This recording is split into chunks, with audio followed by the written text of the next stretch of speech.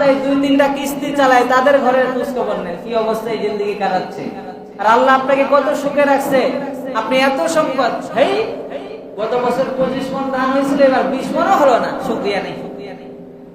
গত বছর বিঘায় 25 মণ করে ধান হয়েছিল, এবার 20 মণ, তাও ধানে হয়নি। চিন্তা করছেন, ধান ছিটানোর সময় ছিটাইছেন কয় কেজি বিঘায়? কথা বলেন না কেন? 1 বিঘায় কয় কেজি? 5 কেজি।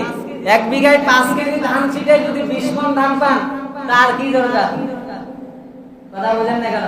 আপনি 5 কেজি ধানকে 6 কেজি বানান তো, ঘরে গুডাউনে রাখে, দেখি পারেন কিনা।